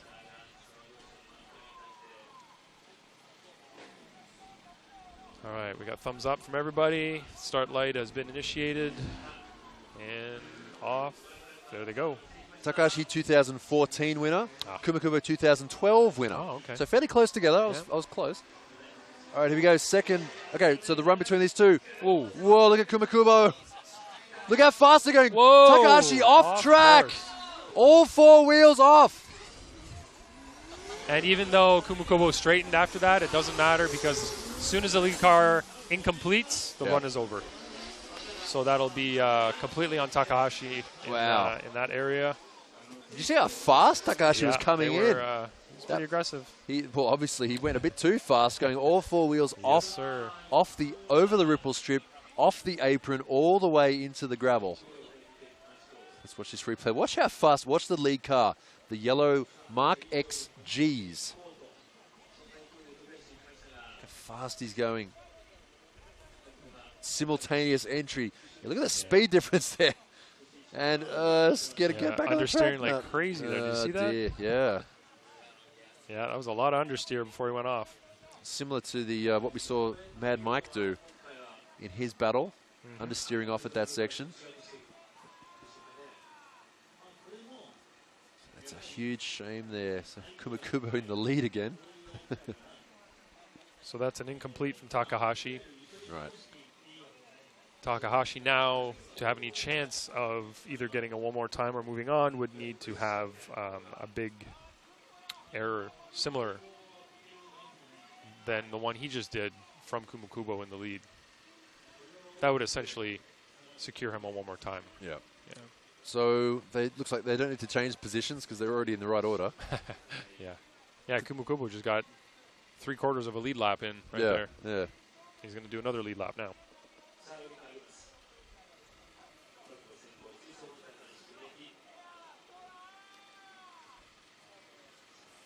And also Kumakubo almost having a sympathy off there as well, following him all the way in. Just pulling off at the last second. Okay, so this time Kumakubo in the lead. Takahashi following. Kumakubo 2JZ. Both these cars 2JZ. So Takahashi sliding in there. That's very close. Oh, almost contact. Almost contact 2 or 3 times there. Transitioning back. Watch this. Watch the chase car. He's going to tuck it in. That was so right close. on the door of the lead car. A lot of very close moments here. That was very nice from Takahashi. Multiple times. The old, you could literally throw a blanket over them That's how close they were.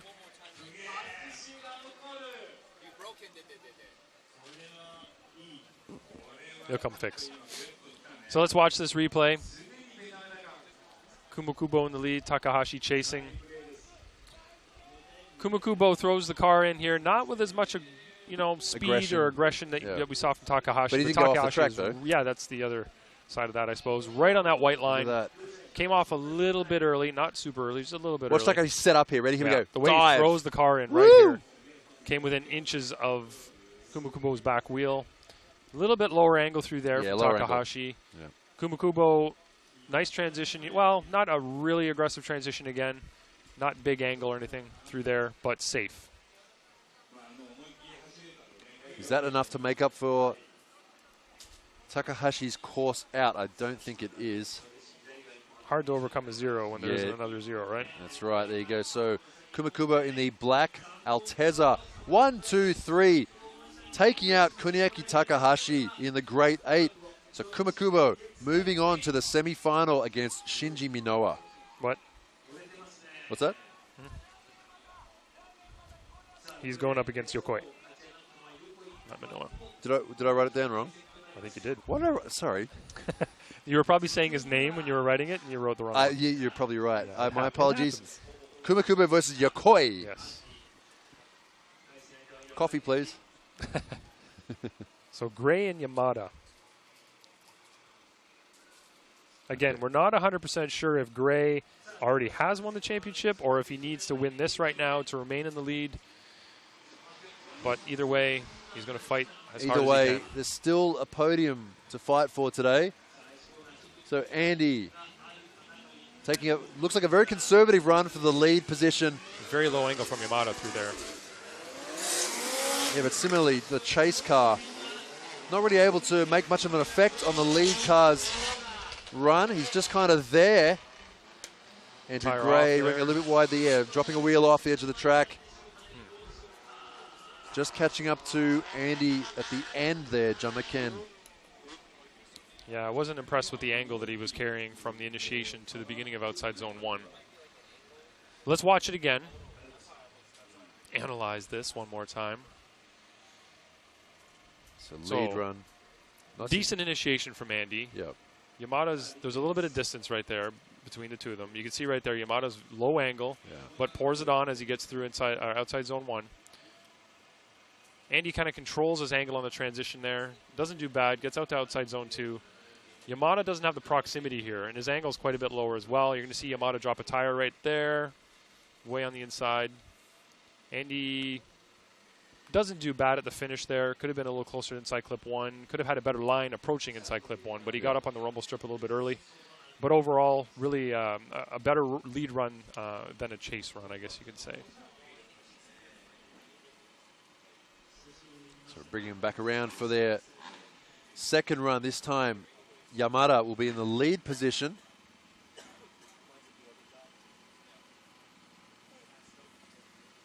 Yeah, not an overwhelming run from either of these guys there. No. Definitely seen better from both. Yeah. So this time, Yamada in the lead. Now, this is where Yamada usually does better. Yeah. And we know that Gray can put on a heck of a chase run. It's the thing, Andrew Gray. Very good. Why am I calling him Andrew? Andeman. In the chase, he always chases quite well. Yamada also, great leads from him. Let's see how deep they go into the first corner. Right, great initiation there from both these guys. Yamada right out to the edge of the track, slowing down at the last second there. Andy just keeping him at arm distance, slowly reeling him in. Watch the transition here. A fair way off the outer zone for both these guys. Good line there from Andrew Gray. Very tactical line there he took. Yamada cutting a course a little bit there to try and keep his speed up. Going up that hill towards the finish line. Once again, not an overwhelmingly good run from either of these guys. No, you can't say that that was one of Andy's best chase runs. We know he's a real tactician when it comes to chase. Well, this is what I was going to say. That it was actually quite tactically good, this run. He poured it on when he needed to, and just sort of kept Yamada away from him when he needed to as well. So you can see here, Yamada really slowing down right there. Andy modulating his speed very well. Transitioning back. Andy, fair way off that in clip, but both of them off that clip there. And Andy, right here, watch this. Out to the outer zone right there. That was a great line to take, keeping his speed up, allowing him to catch up to Yamada slightly. And here again, just keeping the same sort of distance over the finish line. So a few little good points there, a few tactically good maneuvers there from Andy Gray. Still, you've got to remember, these guys are going into that first corner sideways really fast. They've got a long run up. We're just waiting for another replay right now. One of the judges asked for the run 1 replay. Okay. So run 1. This is the first run. Yeah. So this is the run where Andrew Gray is leading.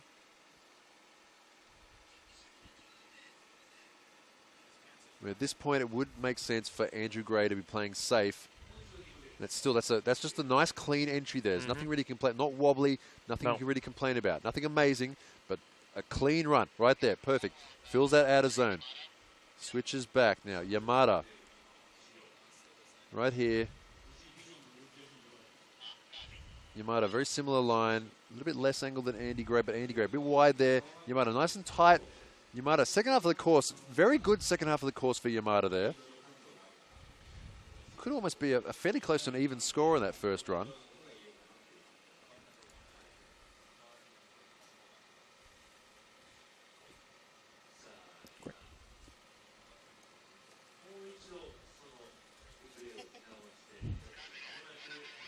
All right, just waiting for the scores to be entered.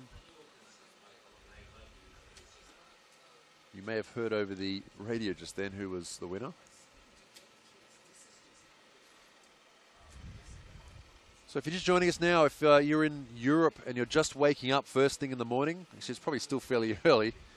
You're probably not going to be waking up this early on a Sunday morning, but if you are with us, thank you for being with us here in Okayama, Japan for round 5 of the Formula Drift Japan series. So once again, another replay. So this is the second run. This is Yamada leading. Nice lead run from him. It's right about here. He slows down a lot. Looks like he was going to run a bit wider than he did. Slowing down as much as he could at the last second right there. Andy kind of catching up. Now right here, this line from Andrew Gray. Sort of a straight line from the outer zone 2 to outer zone 3. And once again, that's not a... Yeah, Jamakan did the second half of the course a bit better than Andy did. This is actually quite a difficult run to judge.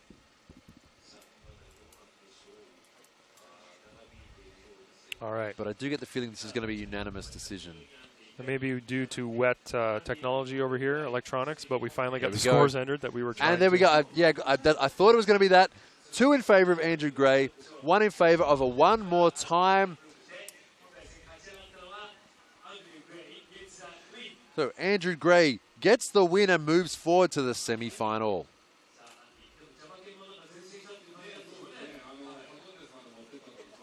So looking a bit more comfortable, Andrew Gray probably breathing a sigh of relief with that result. And I believe that win right there will cement Andy Gray's championship. Still, so let's we can forget about the championship for now. But of course, we still have a battle to be won here today. Andrew Gray not guaranteed a podium yet. So our next battle, Ichi Ishikawa. Is that a bit of contact already? It looks like a piece of the body, the side skirt maybe hanging off. This is getting ugly. Ishikawa. Was that a big straight in there from Ishikawa? Yeah. So Ichinagi's sidestep hanging off there. Usually that sort of thing is caused by some sort of contact. Yeah, we'll have to replay the tape, right? Yep. And side by side over the finish line. Ichinagi in the yellow 1Via, Ishikawa in the black S14 Sylvia. Corky, which means late model. Okay. It's not kooky, it's corky. Corky, Yep. Gotcha. Right, here we go. Entry. No contact. contact at all. It just fell off. Just fell off on its own. And it looks like Ishikawa made that mistake all on his own. He was way on the inside there, straightened up. Is that going to be a 0? Yeah. For me, anyway, that's good. Well, an incomplete. An incomplete run. Incomplete from him.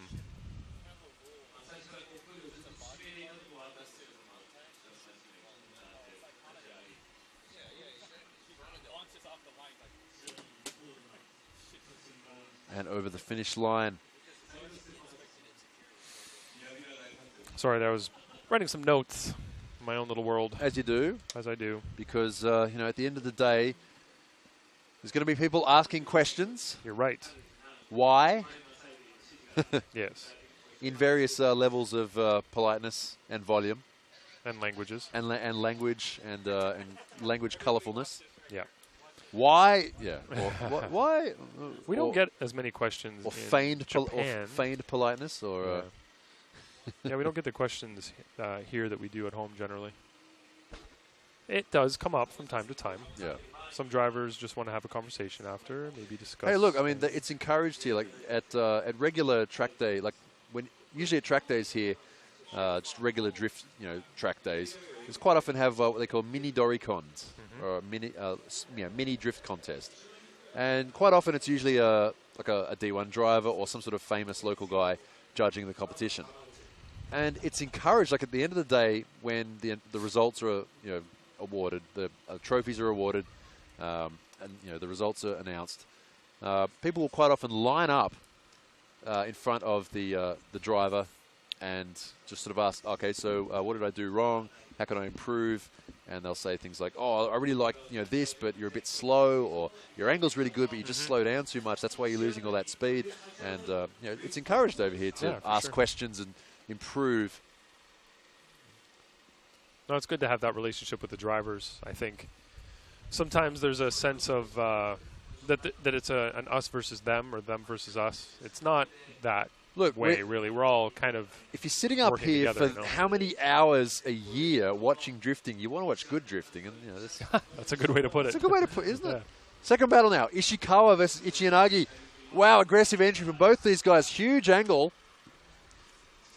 Sliding out to that outer zone 1. Ishikawa losing a lot of speed. He's smashing the limiter there. Yeah. In a clip. This is Ichinagi's chance here. Ichinagi seemingly playing a safe play from him. A long way back. He's losing a lot of speed there. Yeah. Let's watch this replay. So remember, Ishikawa, huge understeer on the first run. So let's watch this replay. So entry from both these guys. Simultaneous entry, very nice. Ooh, look at them switching back and forth there as they adjust their line. So outer zone. Ichinagi a little bit better, staying in it a bit longer. Ichinagi also outer zone, about the same there. So next outer zone, fairly similar. Not really doing in the lead what Ichinagi did. Yeah, or what we were asking for either. He's making the way that he came off of outside zone 1 really early like that. He's saying he was trying to get away? Well, he wasn't trying to get away. I don't always think it's on purpose. Just trying to go as fast as possible. Or maybe it's an error, a mistake that was made that leads to him getting away. Because he had a straighter line to come from outside zone 1 directly to inside clip 1 than if he had filled the zone entirely. So it makes it difficult to follow. So as you just saw there, the winner of that battle, Ichinagi in the yellow 1VR, going through to the semi-final against Andy Gray. That should be an interesting battle. As the weather has actually gotten a lot better right now. It's quite a few patches of blue sky. The rain has stopped. And we're about to start the semi-final here of Formula Drift Japan, round 5.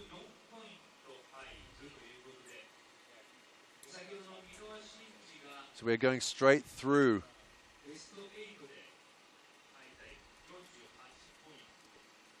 So our next battle, Yokoi versus Kumakubo. Both two very big names. People from overseas who are into drifting should be fairly familiar with both these guys. So if you look at the qualifying positions of the people in the Final Four right now, Yokoi qualified first, Kumakubo qualified 13th, Gray qualified 18th, and Ichinagi qualified 3rd. Right, so Andy Gray not guaranteed a podium here. Yeah. On the other hand, Yokoi guaranteed at least 3rd place. You got it. Because we don't run 3rd place battles in FD. We go off qualifying position. Whoever had the highest qualifying position in the final 4 and loses their battle, wins their battle, Yep. gets 3rd place.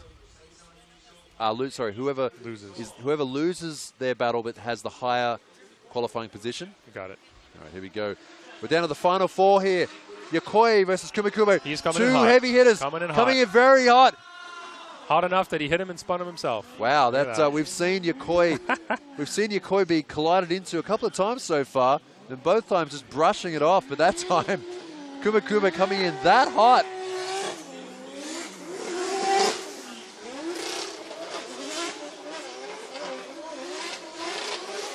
So Kumakubo giving Yokoi a double-handed slap there, knocking him around.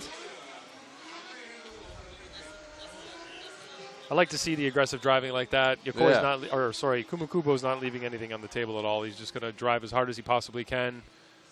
He came in a little bit too fast there. Look, it's a one-off entry for him. Yeah. It's all or nothing. I mean, if you're going to lose, at least going to make it look good. Yeah. He's probably laughing in his helmet right now. He probably, I bet he is. So watch this on initiation. Great initiation from Yokoi. Kumakubo was on the inside quite a bit. Ooh. He ended up tapping the rear with the back of his car and causing Yokoi to spin. There was nothing Yokoi could have done in that situation to maintain drift. I put fault on Kumakubo in that situation. I believe the other 2 judges will do the same. So you can see instead of really hitting him, it's like, I'll try to get the car to slow down. Got on the brakes. Hey, that's over-rotated. That can work. That strategy can work some of the times, especially in the dry. If you rotate the car around that far, you can sort of wangle the rear end of your car behind the car in front, so as you don't collide with them. And obviously, if you don't hit them, you can bring the front of the car back around. I mean, we've seen that sort of thing before. Right. He could have potentially saved that. If that was dry, I think he could have potentially saved that. Right. And the other thing was that fought against Kumakubo there was that he was, on initiation, you could see that he was further inside on the track. Yeah. Had he been more side by side, the back of his car potentially could have gone behind Yokoi, as opposed to, because he was a little bit further in than him on the track, the back of his car hit the back of Yokoi. Let's see if we can see some sort of reaction here. What's he doing? Yeah, look, he's apologizing on the right of screen there. Kumakubo pulls up and makes he puts his hands together. I'm sorry, I didn't mean to do that. Let's see if Yokoi hits him now. Yokoi being a bit sick of being run into by now. Here we go, second run. Now Kumakubo with that massive disadvantage. Yokoi giving him a bit of space. Pretty fast, huh? Well, once again, very fast. Yeah. Whoa, very far off track, Kumakubo. 4 wheels off. He was on the. He treated that outside zone marker as an inside clip. Inside clip, yeah. Whoa, keep it off the wall. There we go. Tandem drift through the center section. Yokoi not leaving anything to chance. Nice. Oh, yeah, Yokoi. That's going to be Yokoi through to the final here at round 5.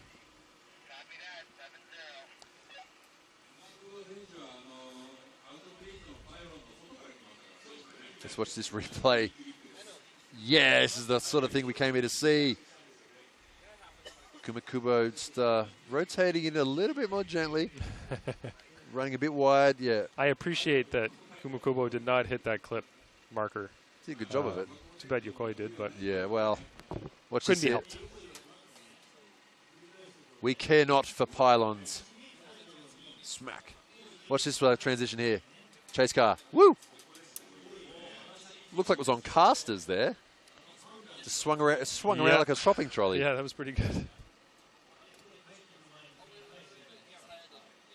So the only way Kumakubo can get a podium is if Ichi beats Gray, because then Gray will be the lowest qualifier. Right. All right, he'll be lower. He's 18. 1, 2, 3 in favor of Masashi Yokoi. Sorry to cut you off there. No, that's okay. Going through to the semi-final, up against the winner of this next battle, Andy Gray versus Kazuto Ichiyanagi. So you were saying that the only way that Kumakubo can get on the podium now, since Kumakubo just lost that battle, is if Gray loses against Ichiyanagi. Because Gray is qualified lower than Kumakubo. That would give Kumakubo third place. Okay. But if Gray wins, Ichiyanagi will get third. Yeah. Here we go. But here we go, start. So Ichinagi in the lead, the angle king here today. In the lead, nice entry there from Ichinagi. Smooth entry, Andrew Gray leaving a bit of distance. Oh, Ichinagi really, really slowing down there. Still keeping his line very good though, but really low in speed. Comes a switchback, Andrew Gray. Out of zone, good line from both these guys. Taking that clip, here comes a switchback. Nice and early from Ichinagi. Well, careful, Andy. Don't throw it too hard. There you go, over the finish line. Safe. So Ichinagi, yeah, watch the entry from Ichinagi. He really, really slows down. Andrew Gray played this right. Good strats from him, giving Ichinagi a bit of space. So lead car, good entry, but right about here, starts to slow down and loses a lot of speed. Andrew Gray just modulating his... Look at Andy, barely even squirming around there, but Ichinagi slowing down. Went really wide before outside zone 1. Yeah. And if he hadn't slowed down the way he had, he would have gone off the track. So that was his way of maintaining his lead position, I guess you could say. But Andy, like you said, did an excellent job in the chase position of maintaining drift, staying in proximity, not straightening, not making any errors, and managing to drive through that really slow portion of the track there, which shouldn't have been slow. But it was an error by Ichinagi, and managed to get through it, though. Yeah, we've seen Ichinagi sort of do that driving a little bit here and there.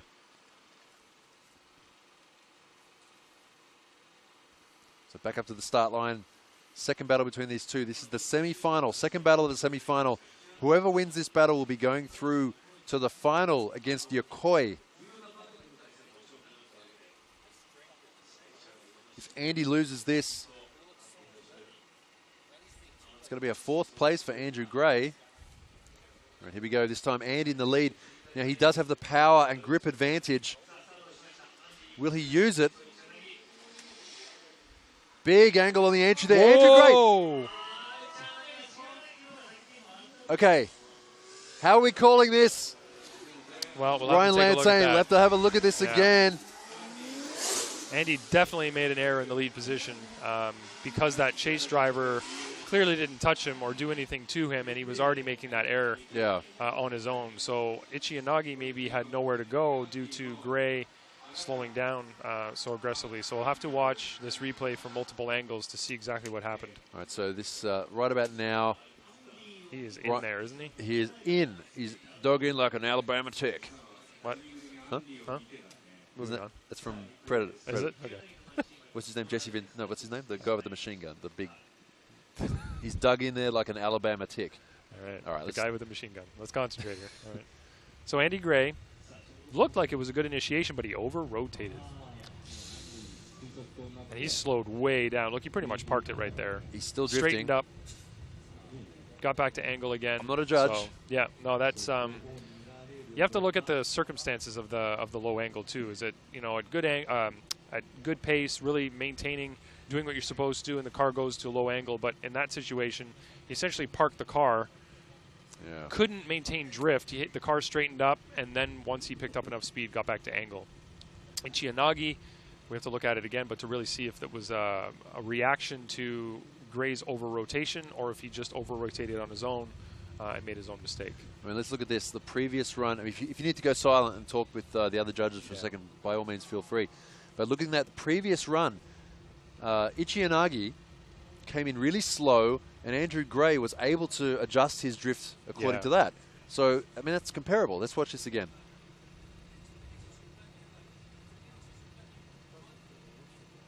Could that have just been a panic break? Yeah, it looked like a panic break because you have to look at where the errors were made, too. Ichinagi went wide. He went to the outside of the track where there was a lot more room to play around. Andy was over-rotating going to the inside. Ichinagi at that point, where is he going to go? What is he going to do in that situation other than, oh, dear, I'm going to smash into this lead car right now. I'm going to get on the brakes to try to avoid it. Andy with his crazy, 1,200 horsepower, something like that, knuckles or whatever it is on the front of his car. The Heyman. He was able to turn into that enough that he was able to avoid the spin. So we'll see what the result is. I don't know what I just did there. There we go.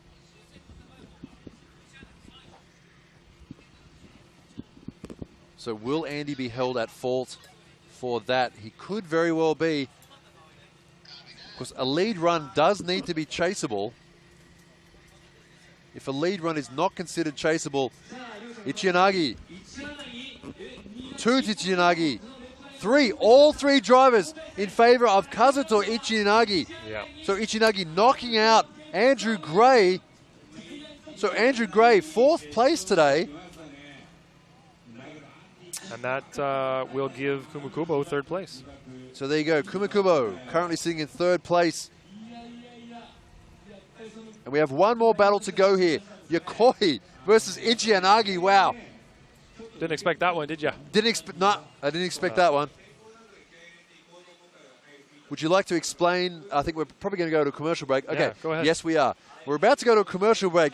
We'll be right back with this guy here, Ichiyanagi, up against Yokoi for the final battle. And also, we're going to get a little explanation of that battle between Gray and Ichiyanagi, I think. We'll be right back. Stay with us. Down, ladies and gentlemen, to the final here. Round 5 of the top 32 bracket. Sorry, the final, what am I doing? The final battle of the top 32. We are in round 5. This is the last round of the year. The final of Formula Drift. The last battle of the last round. This is all you're going to see for the rest of the year in Formula Drift Japan. We have one battle to go. Now, first of all, let's get some things out of the way. We had a stall on the start line, did we not, with Jin Harino? So Jin Harino, that was actually his engine shut down on the line. Yeah. That's why he did not get away from the start. So he tried to start it. Eventually it started, but the other car was almost initiating by the time his car started. That's it. So rip to him. Next thing, could you please explain why did Andrew Gray lose to Ichiyanagi? Well, we looked at the cause and effect there. When Gray was leading, he initiated, the car over-rotated. Like I was saying, those massive crazy knuckles he has on the front of the car. He was able to maintain angle, not spin because of them. But if you watch the replay, Gray, as soon as he starts to over-rotate, Ichiyanagi's behind him, and all of a sudden, at that very moment, you see Ichiyanagi get on the brakes, and it causes the car to over-rotate and then shoot him off the track itself. Yep. It was clearly an act of avoidance to not hit Andrew. How could he have known that Andrew was actually going to save that? That looked like it would not be saved. Yep. But Angie was able to save it. Andy then straightened up, drove for quite a while straight, and then got the car back to angle. Yep. So because of their proximity at that point in time. Let's watch this, a replay of this. There you go. Yeah, it's because of the proximity at that point in time. Had there been a big gap and Ichiyanagi spun on his own further back, then you'd have to say that that was independent. But this is what we're talking about right here. Right here. So look, as soon as he starts over-rotate, you can see him hit the brakes, spin around. At that point, it's clearly an act of avoidance. Yep. And Andy zeroed out or incompleted multiple times there if you really want to get into it. Yep. Poor Ichiyanagi really didn't have much of an option there. So that spin and subsequent off course from Ichiyanagi could not be placed on him. It had to be blamed on Andrew Gray. Okay, so there you go. Unfortunately. Another replay here. That's a good angle to watch it from. Yes, watch this. So lead car, Andrew Gray. Okay. And then Spin. It looks like an over-rotation. Yeah. So Ichiyanagi. Oh, shit. And you can see that instant reaction and the quick spin from Ichiyanagi due to the getting on the off throttle and on brake, causing him to spin off. But from Ichiyanagi's point of view, and as drivers, we know that it's probably better to avoid a big crash at the speed that they're going there than smash into each other. So indeed, yeah, it could be very dangerous to collide, especially with the driver's door at that sort of place. So yeah, slamming on the brakes.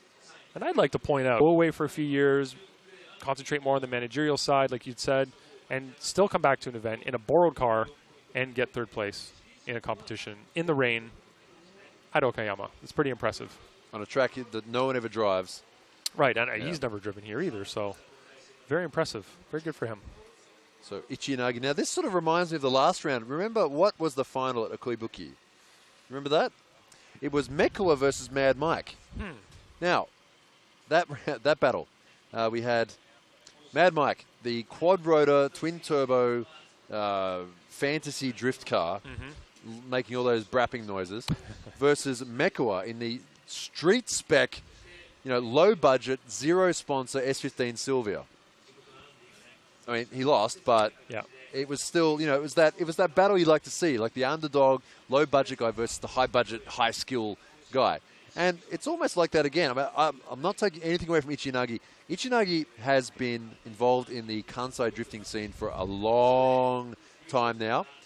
Very skilled guy, but maybe hasn't put quite as much, I guess you could say, cash into the campaign as Yokoi has. Of course, Yokoi competing in multiple series before.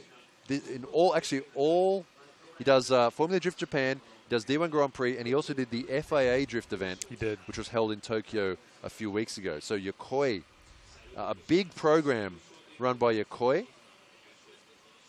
Ichi Yanagi, what does he compete in other than Formula Drift Japan? I don't know. I believe well, of course, he competes in sort of the local West Japan drift competitions. And who run what would that series be? Actually, I'm just sort of guessing. I mean, there's quite the way they run comps in Kansai, they're very sort of local comps. Like, it's just sort of local area guys all competing with each other. So, I mean, one of the, what are they called? Well, this is, of course, the Kansai All-Stars event, which is hilarious. Is it? Well, that's where you see those videos of guys doing, like, an entire course train. Have you ever seen those, like, at Meihan? Yes. Yeah, that's where you see that sort of thing.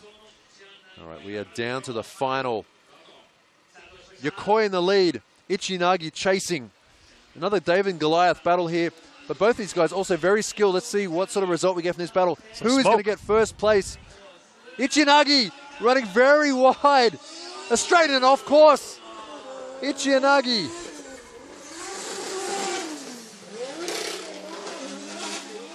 Yokoi completing his run. That's a big shame.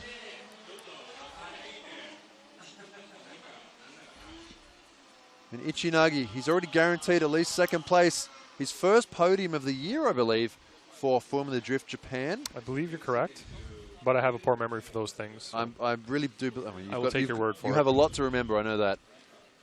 So that's an unfortunate result here. So let's see what caused this. So initiation, Ichinagi, great angle there. Yeah.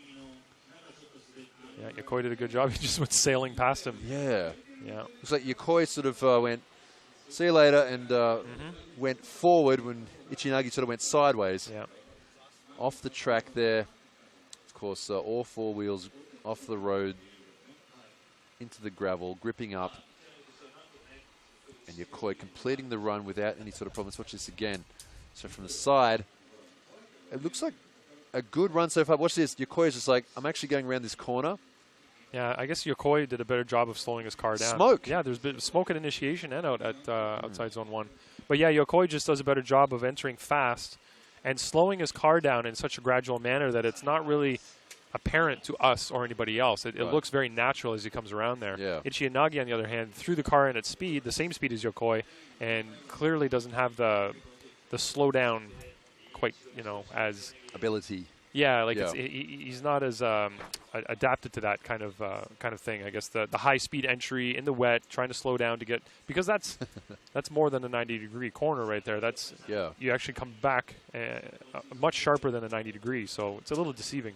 Right, here we go. Second run now. This is Ichinagi's last chance to make it into first place here today. Once again, huge speed from both these guys. Ichinagi running wide, losing all his speed. It's like what we saw before, Ichinagi versus Gray, and a straight from Ichinagi. Yeah. So I think Ichinagi... Pressure was pretty high on Ichinagi. Very high, honest, right? Always doing very well in the dry conditions. Yeah. But never making it this far. For some reason, the setup in his car seems to work quite well in the wet. But Yokoi, just that one grade above. Let's watch this replay again. Yeah, you develop skills as you move, on and compete in higher levels of competition. And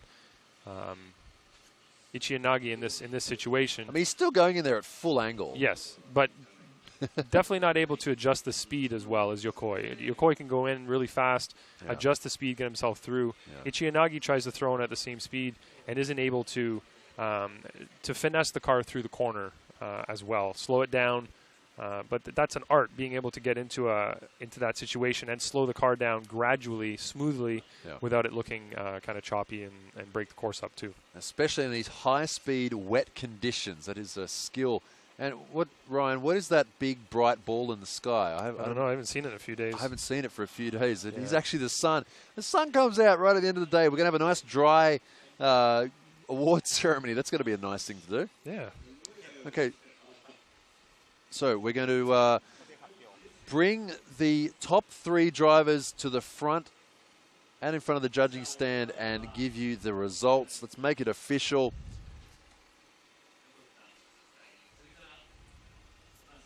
So the final there. Yokoi versus Ichi and Agi.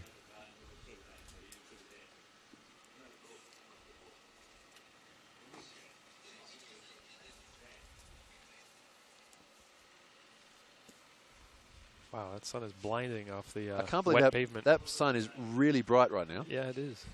This is a really nice way to end the day. End the season.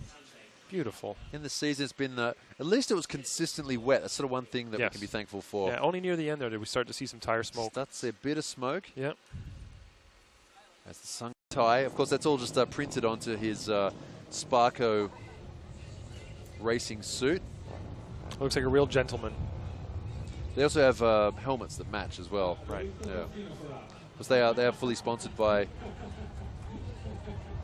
Sparko. They get these things custom made in Italy.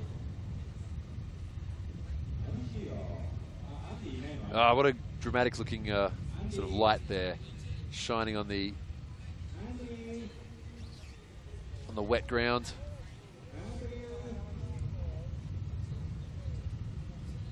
So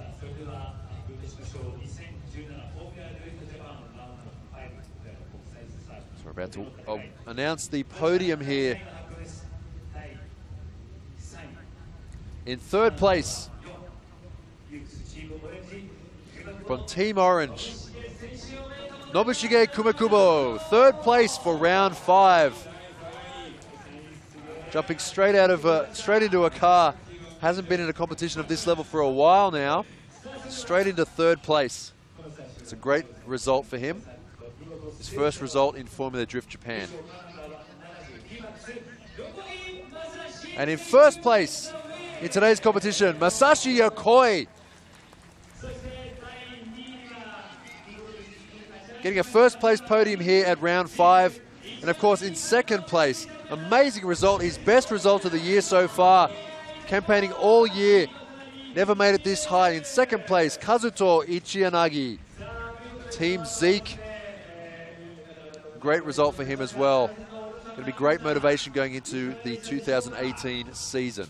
You will have to inquire about the design on the side of his car and let me know. I'll DM you. All right, that's great. Find out. Yeah, find out. I'd ask him myself, but it may be maybe misinterpreted. Well. So there you go, Yokoi.